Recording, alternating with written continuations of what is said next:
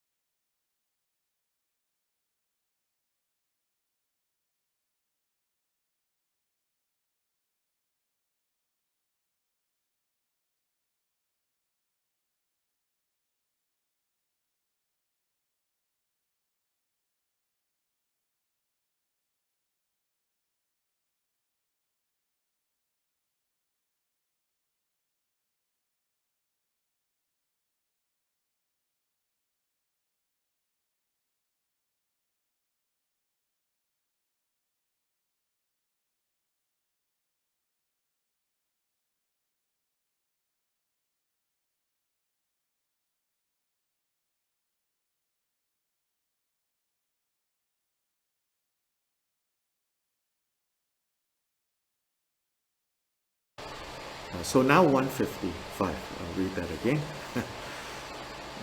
Countless ages, O mind, you spent desiring to attain. And what great weariness it was, while your reward was only misery. And therefore, now most certainly, apply yourself completely to the good of others.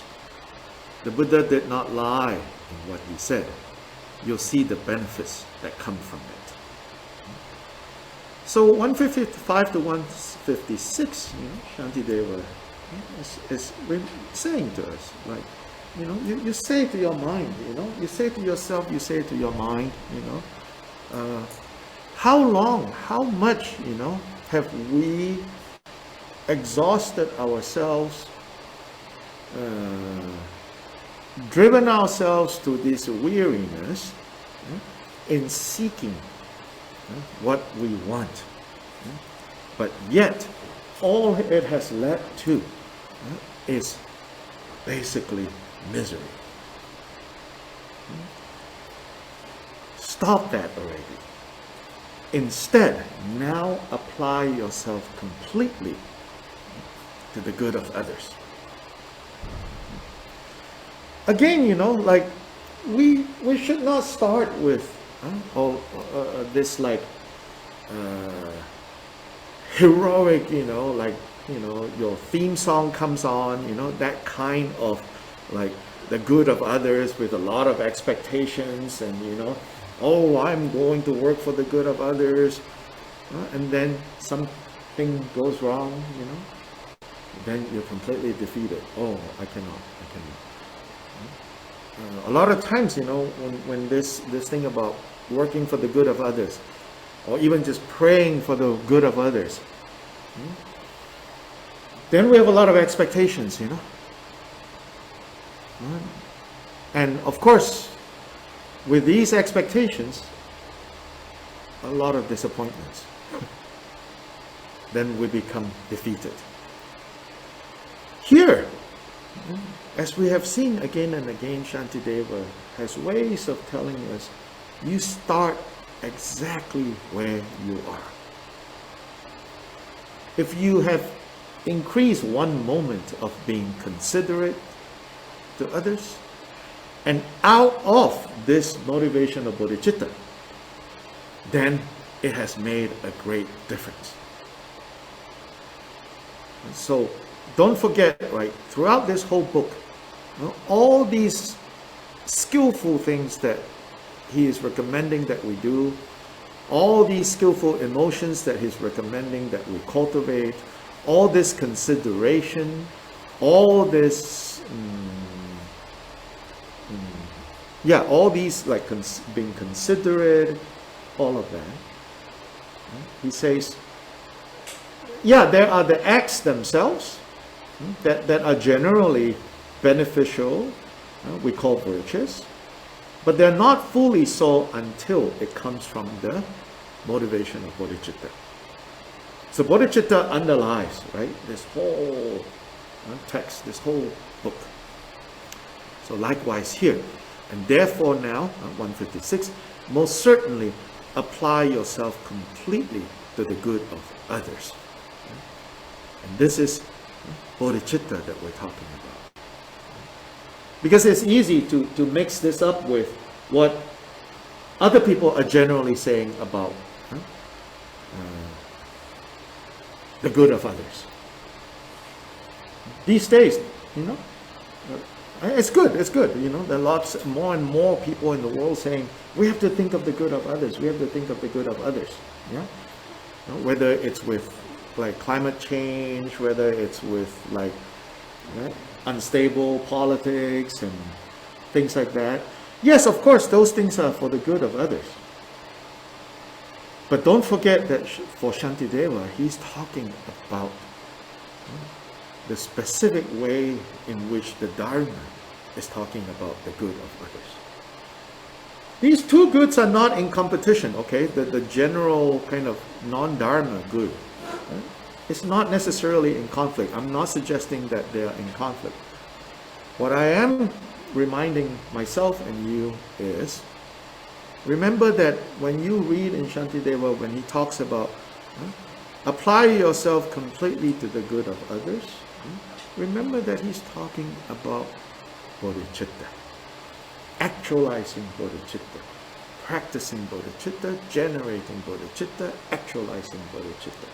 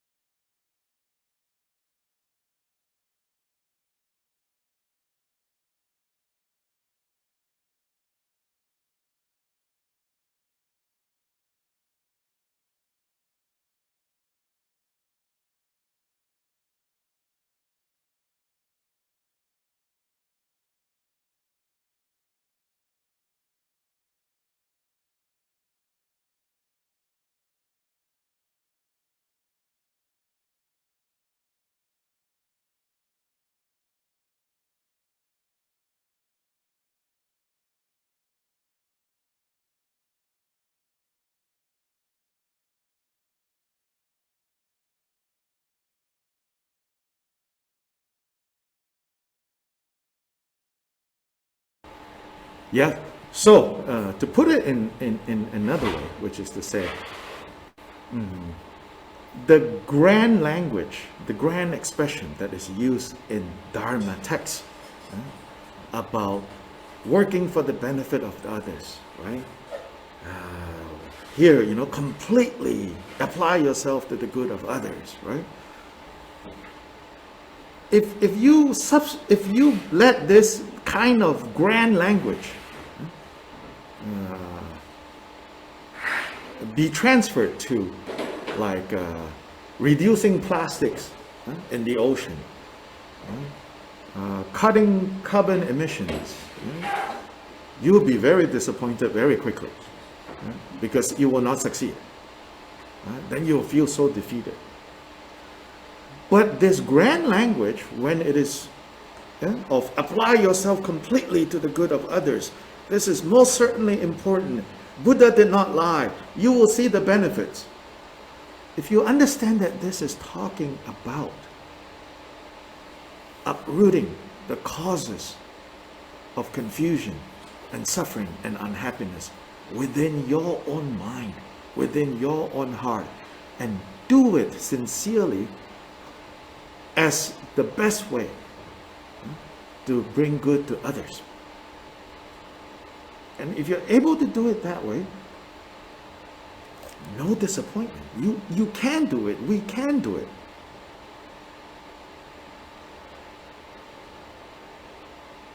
But when we confuse the two, I think it leads to disappointments.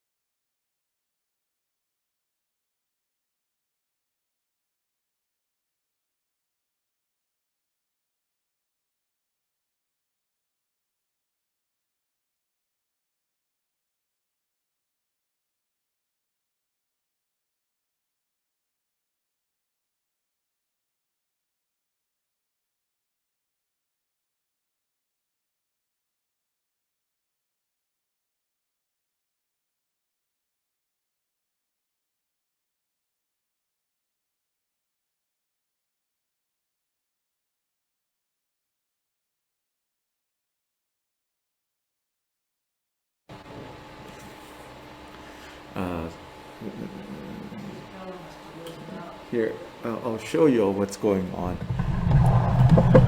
We discovered special effects light for the main shrine. I don't know if you all can see what's going on there.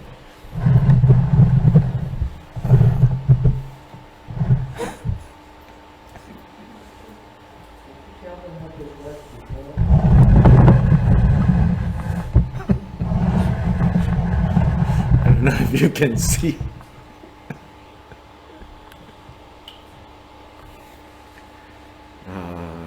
Yeah, so the business right before us is a CBD bar. CBD, this how do I explain that to people? It's basically from the marijuana plant, but here it's like liquid CBD, not smoke. So they were not smoking here, but they were having all these different drinks that are infused with CBD. So this was a CBD bar. Right before the pandemic, they started this business, and then of course the pandemic happened. Then they closed, unfortunately for them, but it has worked out nicely for us.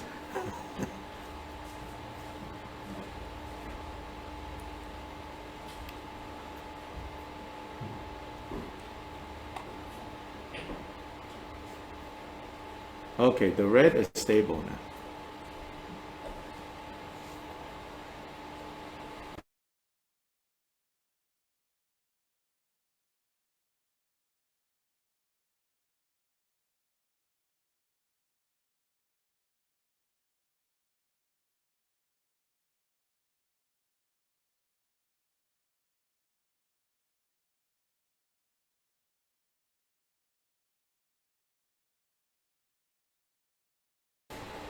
Yeah, so 157. If indeed you had in former times embraced this work and undertaken it, you could not still be lacking in the perfect bliss of Buddhahood. Therefore, just as you identify, okay, 157 first. If indeed you had in former times embraced this work and undertaken it, you could not still be lacking in the perfect bliss of Buddhahood.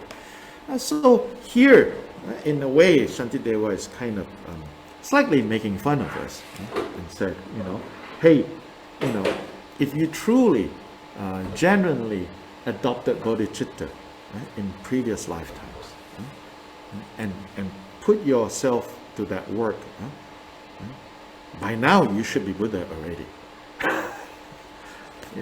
Then of course you're like, yeah, So what's more likely then is we did embrace it in the past, but we didn't really do the work. We were so inspired by, right? We were so inspired by how great this work of bodhicitta is, this result of bodhicitta is. We are so inspired by seeing Buddhas in the world. So maybe we did generate bodhicitta, but then we didn't do the work. So he's saying that to us, and he's also saying, so now, let's take this seriously, which is the next verse.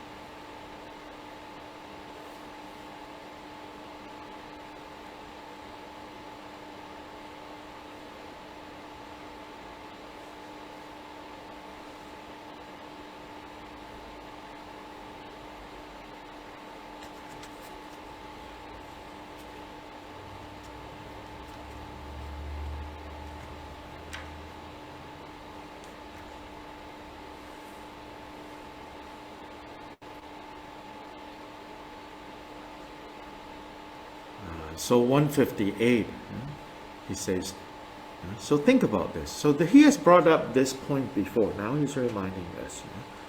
Therefore, just as you identify a drop of others' blood and sperm and cling to it as though it were yourself, now take sentient beings, others, as yourself. So this is talking about how at the time of conception,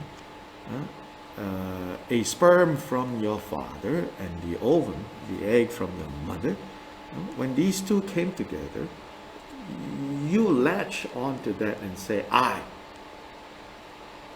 So if we are able to do that with these two substances that belong to others.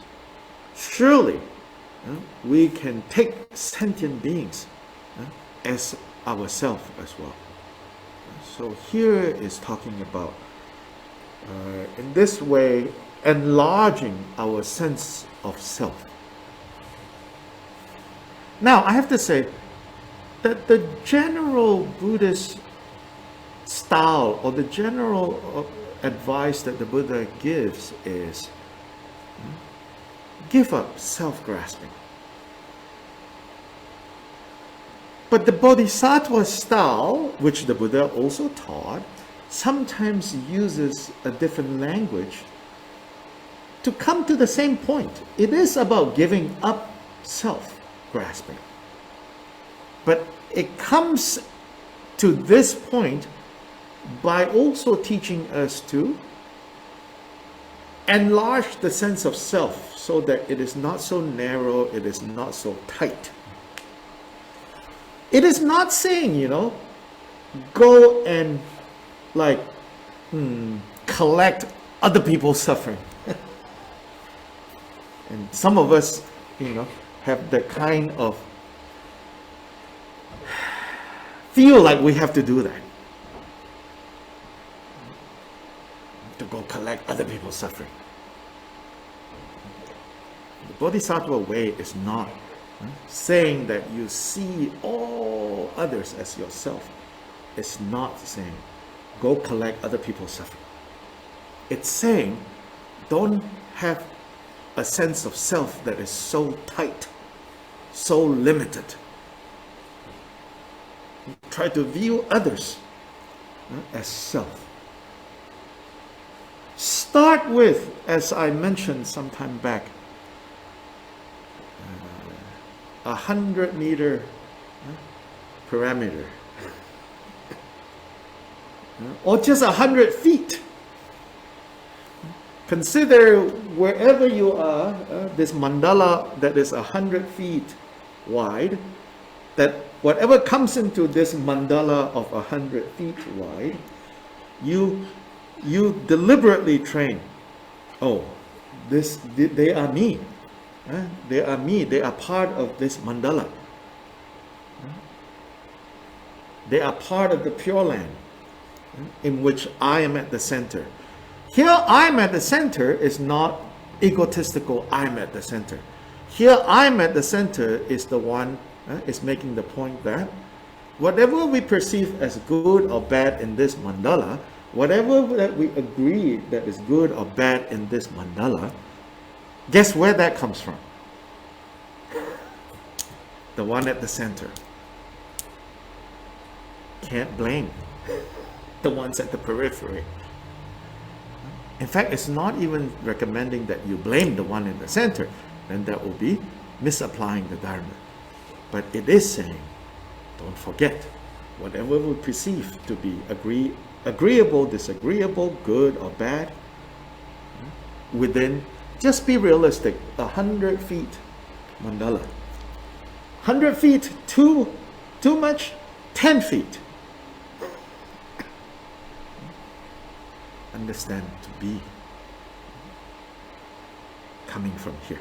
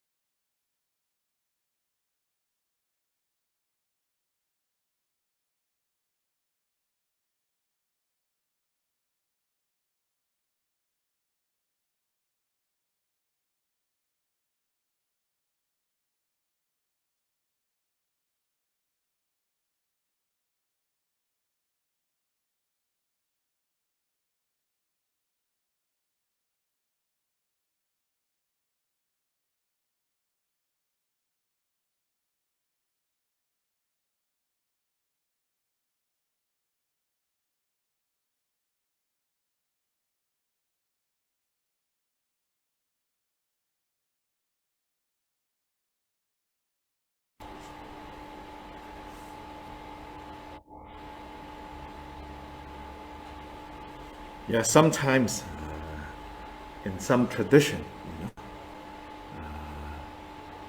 like in some Theravada teachers, they have pointed out, never so directly, I think within the Buddhist family, more or less we are nice and polite to each other. But sometimes you will find in some Theravada teachers who say, oh, this whole Mahayana thing, this Bodhisattva thing of seeing all beings as themselves, is contrary to the Buddha's basic position. And I think they are justified in saying that because a lot of times when teachers who are teaching the Mahayana way of talking about benefiting all beings, seeing all beings as yourself, is, I think, done in a way that does contradict the Buddha's more basic position. So that's why I think we have to be careful here. Enlarging your sense of self in a way that is unskillful can lead to a lot of suffering.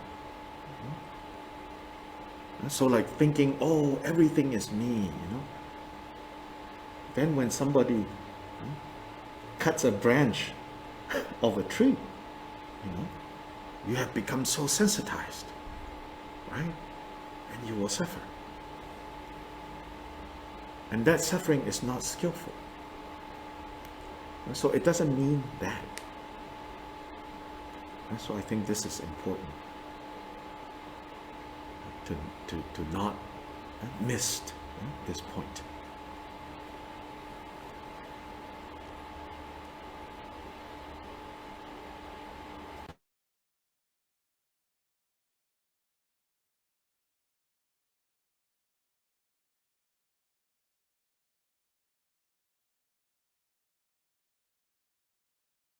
Yes, waiting. Go ahead. Yes. Which part? Tell me what you heard.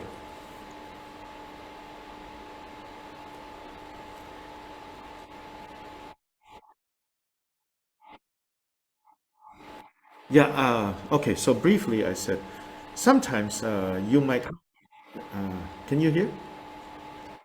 Can you hear? Waiting. Sometimes you might hear Theravada teachers criticizing this idea, this Mahayana idea of seeing all beings as self. They say, Buddha taught us, to give up identifying with anything as self, right? To identify with this body as self, suffering. To identify this mind as self, suffering. To identify with this house as self, suffering. To identify with this neighborhood as self, suffering, right? So then they say, now this Mahayana thing tells you to see all beings, infinite sentient beings as self. That will just lead to infinite suffering. So I'm saying, their criticism, we should not be like, what's the word? We should not react negatively, right, to their criticism. Because that criticism is valid. Because I think a lot of times when this Mahayana notion of the Bodhisattva approach is taught, is expressed, it does lead to the kind of criticism that you sometimes hear from Theravada teachers. That is because we have misunderstood even the Mahayana teachings about enlarging the sense of self to include all sentient beings. Again, it is not about collecting the confusions and the suffering of beings and pile it onto yourself. The Mahayana way of embracing all beings as self cannot be accomplished if we have not worked on the more basic level of divesting ourselves of any sense of self. But it's not done as if step 1 completed, step 2 start. It's done simultaneously. As we work on divesting self, identifying anything as self, we also work on skillfully seeing all beings as self.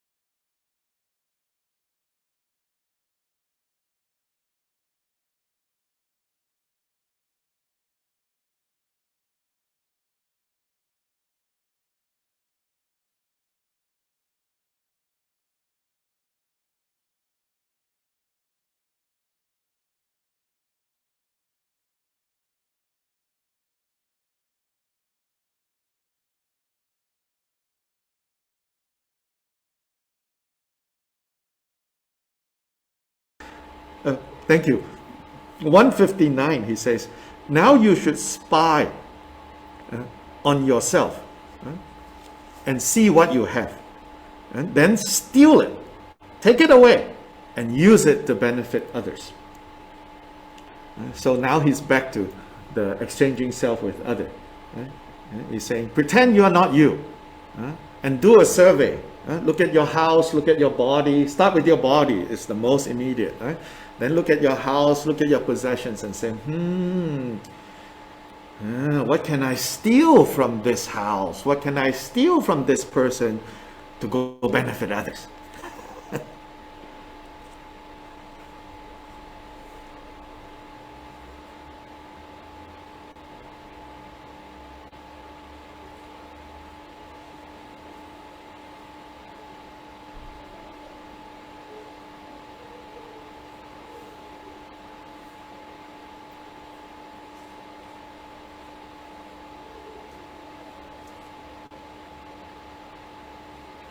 160, I'm indeed happy, others sad.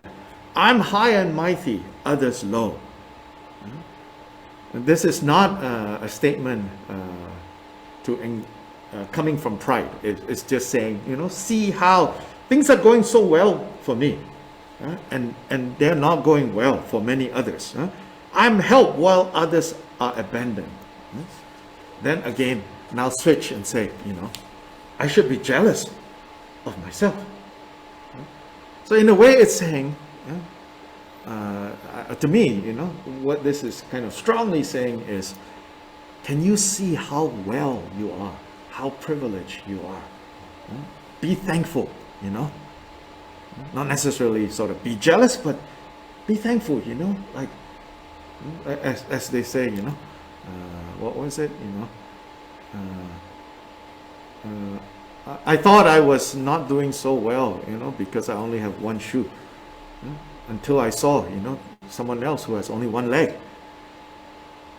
So see, see how well things are going on for me.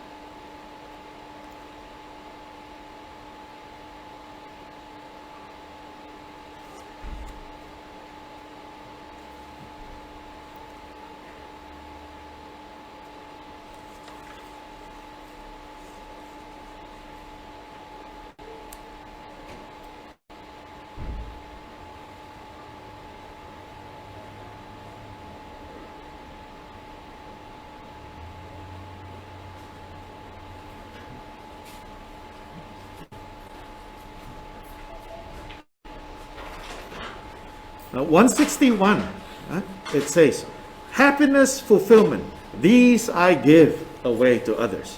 The pain of others, this I will embrace. Now, again, right? Not understanding this statement within the context of general Buddhist training, you might think I go collect other people's suffering. But it doesn't mean that. It means that a willingness to be inconvenienced. I like to say it in simple terms. A willingness to be inconvenienced when the occasion arises and not be so self-centered. This I will embrace. I will keep training like this. And then, importantly, inquiring myself repeatedly, I will thus investigate my faults. Investigate my faults, meaning see clearly what my faults are, and also see clearly the nature of faults. So it's not like, I'm such a bad person, I'm terrible, I'm useless, I'm lowly, I'm not loved, but seeing also the constructed nature, the temporary nature of all these faults. The point of investigating faults is to see how, on the one hand, as long as we keep feeding those conditions for them to be present, they will be present and they will create consequences. But as soon as we decide, I'm not going to feed those conditions anymore, I'm going to let those conditions expire, then they can be dissolved, they can be purified, as we did with the Vajrasattva practice last night.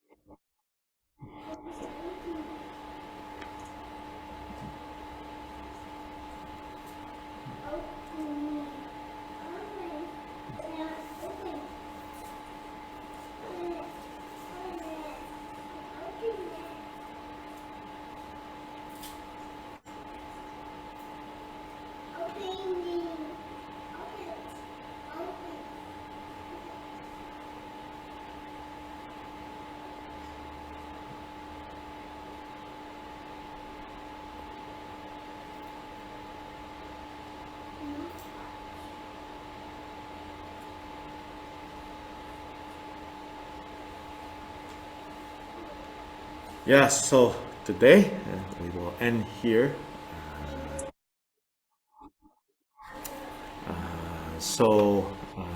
Thank you so much for joining us for this first day starting 2022 with Shantideva's teachings and advice, and we can do our best. So also, I want to say thanks to everyone who has helped directly, indirectly, especially with the transition of our temple from the old space to the new space. So then after we do dedication, I will give another tour of the new space. Last night we did that. Now again we'll do that. So if you want to see, then stay a little bit after dedication.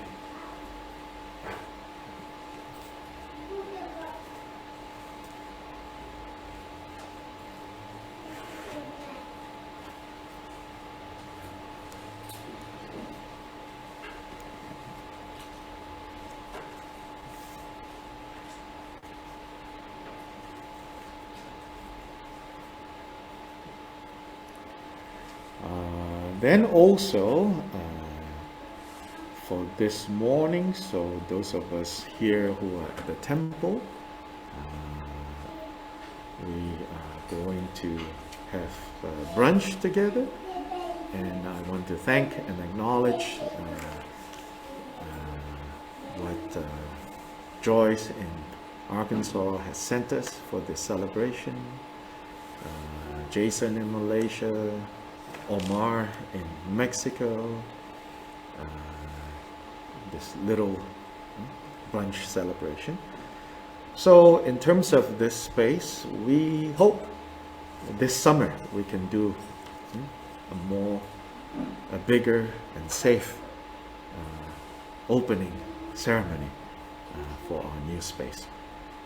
But for now, we celebrate and dedicate this temple to all. So the usual dedication prayer, once the translation, go ahead.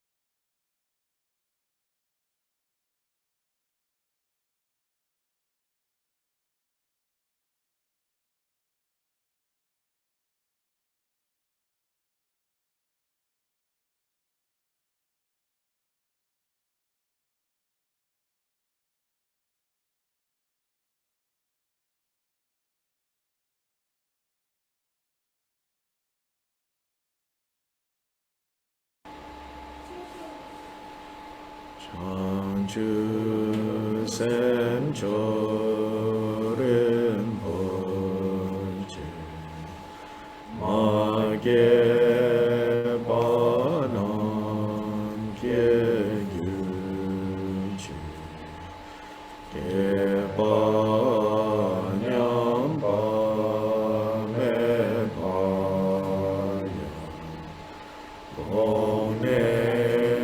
gone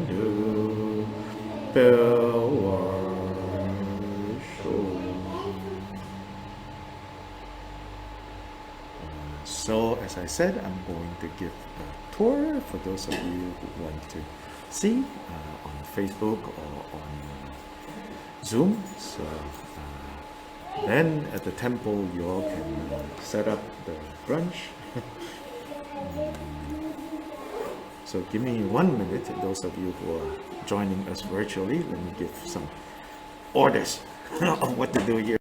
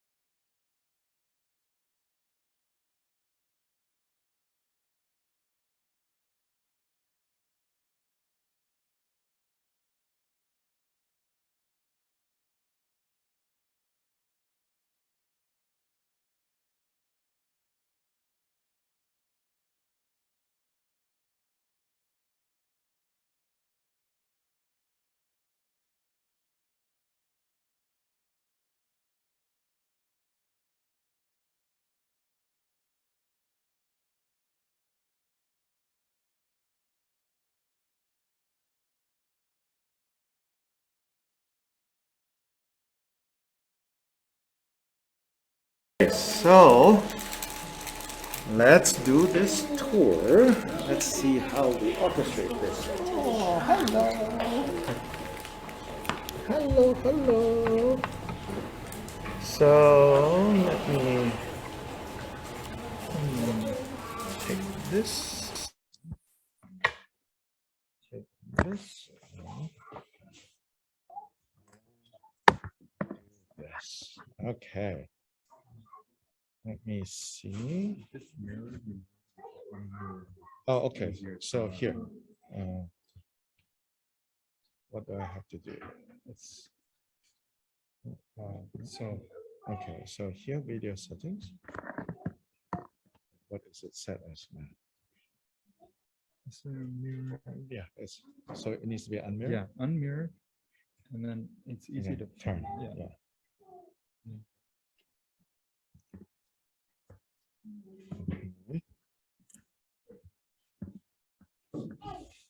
Okay.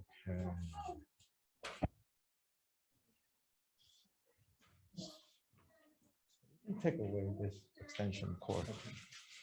Okay, so let me.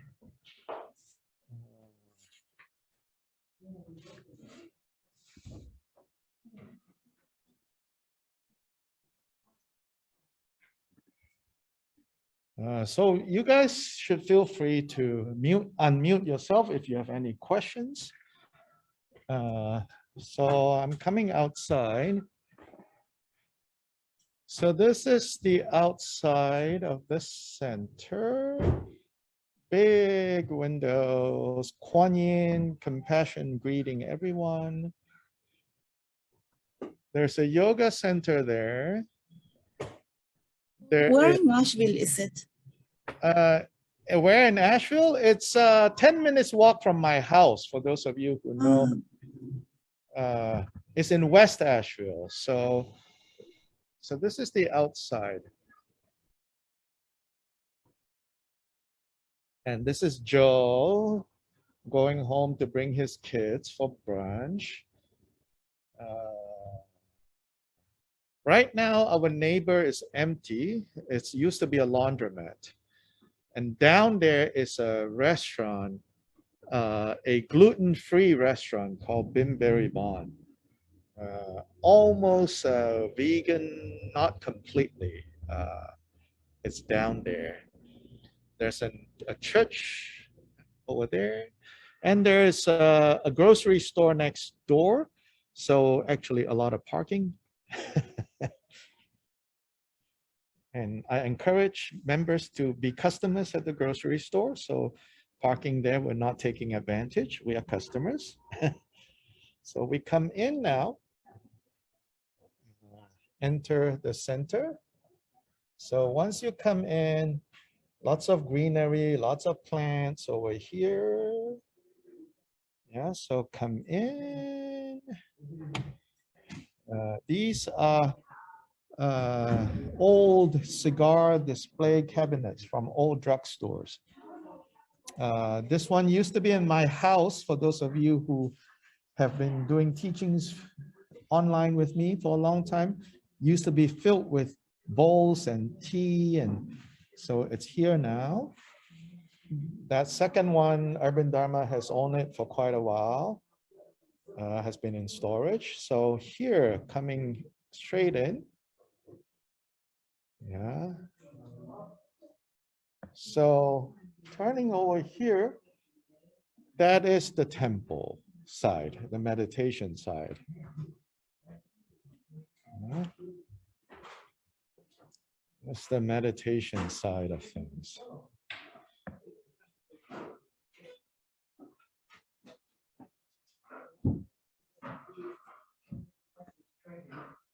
Yeah, so I'll take you closer to the temple, to that wall, but now we can just look over here first.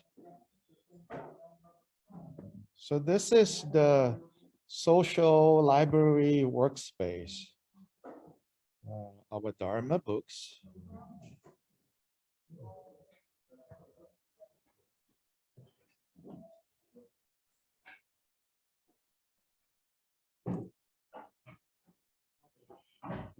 That's the tea space,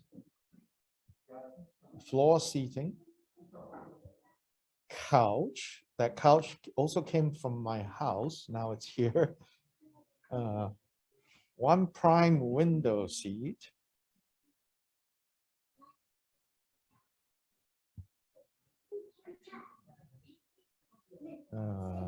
Here. Hello.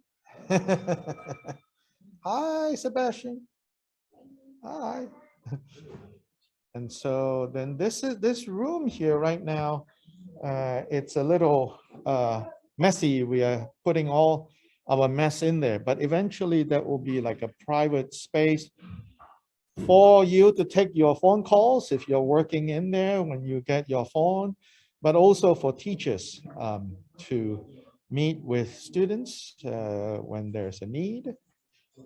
So there's a room, and behind that room, inside further, is a good storage space. And moving down here, this is, you know, the hallway, coat hanger, everything. Coming down here, this opens into the kitchen. So here is kitchen. Yeah. And two restrooms left and right. This exit, back exit, opens out.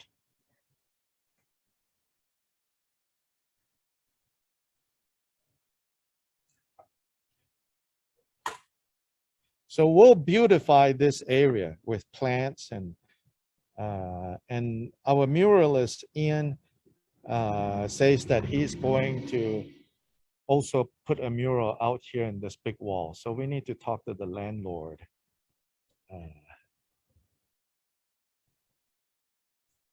Okay, coming in. Back. Now into the kitchen area.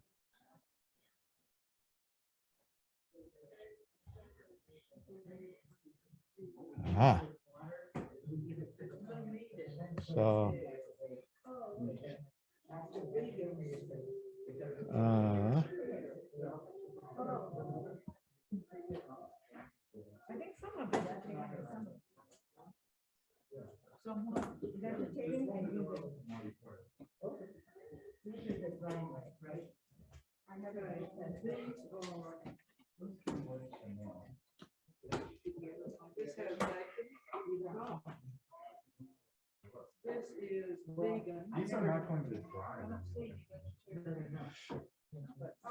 wow, veganness.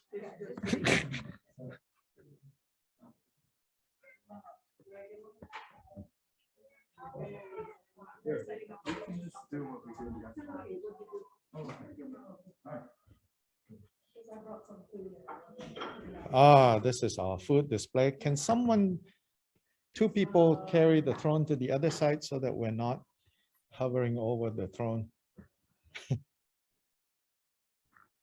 This.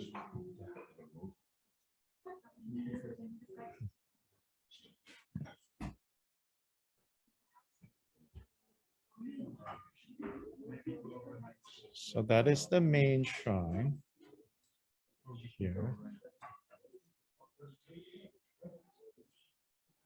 Okay, now let's just go closer. The 21 towers floating in this dream deer park forest.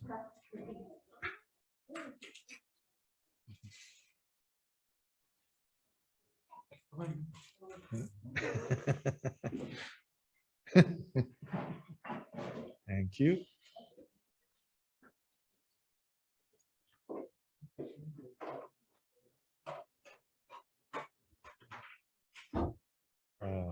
Zambala, part of that forest.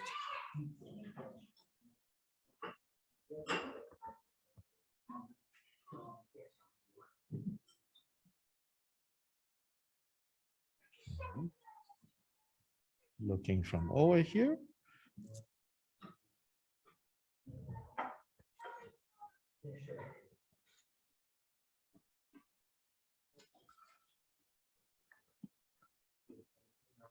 yeah, so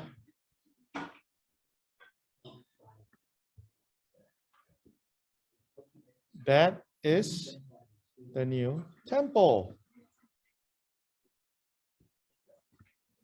Any questions? You can unmute yourself and tell us what you think. Absolutely gorgeous. I can't wait to come see it in person. Yeah, thank you. Please come.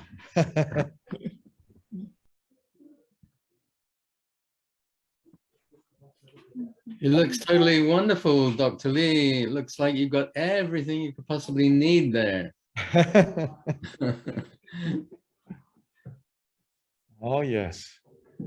It is a very nice space. We're very happy. We think it will be used a lot more now.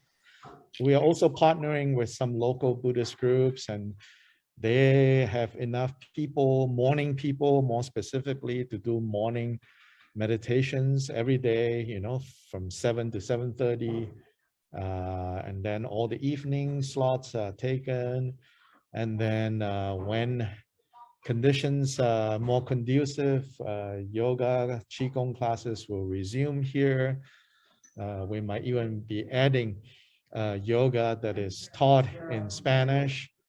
We are also looking forward to a Latino group, Buddhist group, to start meeting here in this space.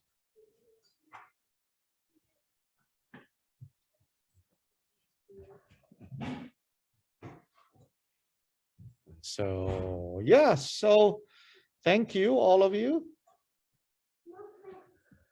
Thank you, Dr. Lee.